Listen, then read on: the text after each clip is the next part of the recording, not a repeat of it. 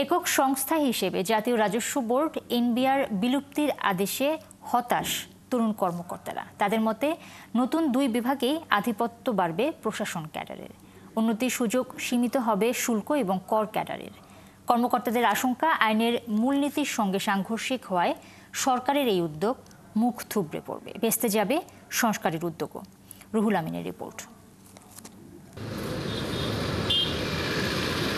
সুযোগ তৈরি হয়েছিল দীর্ঘদিনের অচলায়তন ভাঙার, করদাতা বান্ধব ও আধুনিক একটি রাজস্ব ব্যবস্থা গড়ে তোলার। তবে সোমবার গভীর রাতে এনবিআর সংস্কারের যে প্রজ্ঞাপন জারি হয়েছে, তাতে শুল্ক কর ক্যাডারের সদস্যরাই শুধু নয়, বিশ্লেষক ও পরামর্শ কমিটির সদস্যরাও হতাশ। তাদের মতে জারি হওয়া অধ্যাদেশ দিয়ে দক্ষতা ও অভিজ্ঞতা নির্ভর রাজস্ব ব্যবস্থা গড়ে তোলা অসম্ভব। খসড়া অধ্যাদেশ প্রকাশ হওয়ার পর থেকেই ক্ষোভে ফেটে পড়েন এনবিআর কর্মকর্তারা। দফায় দফায় সভা সমাবেশ করেন। তাদের দাবি, রাজস্ব ব্যবস্থায় দক্ষতা ও অভিজ্ঞতাকে গুরুত্ব দেওয়া হয়নি। বিভিন্ন পদ প্রশাসন ক্যাডারের জন্য সংরক্ষণ করে শুল্ক কর ক্যাডারের দাবি উপেক্ষা করা হয়েছে। জনগণের কাছে একটা বিভ্রান্তিকর তথ্য তুলে ধরা হয়েছে, যেটা হচ্ছে যে ইনকাম ট্যাক্স বা কাস্টমসের লোকজন হয়তো সংস্কারটা চাচ্ছে না। শব্দটা চয়নে আমি মনে করি ভুল হচ্ছে। আমরা সংস্কার চাচ্ছি, কিন্তু দেশের বৃহত্তর স্বার্থকে মাথায় রেখে এই সংস্কারটা করতে হবে। আর এই বাতিল চাওয়া মানে এই না যে আমরা সংস্কার চাই না।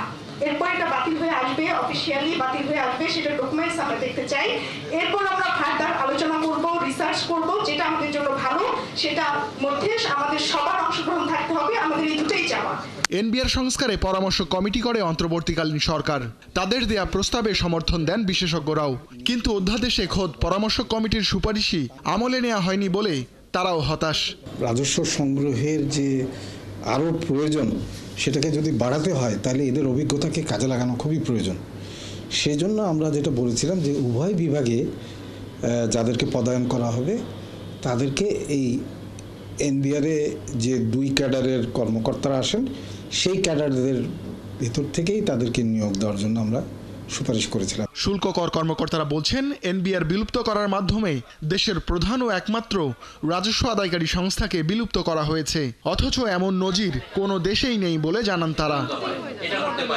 কর্মকর্তাদের মতে এনবিআর ভেঙে দুটি বিভাগ করার মাধ্যমে রাজস্ব আদায় প্রক্রিয়া সরাসরি চলে যাবে মন্ত্রণালয়ের অধীনে, কিন্তু এটি আইনের মূলনীতির সাংঘর্ষিক। তাদের মতে মন্ত্রণালয়ের দায়িত্ব আইন প্রণয়ন করা, সেই আইন প্রয়োগ করে অধীনস্থ দপ্তর কিংবা সংস্থা। এই অবস্থায় সরকারের এই অধ্যাদেশ বৈধতা পাবে না বলেও মনে করেন অনেক কর্মকর্তা।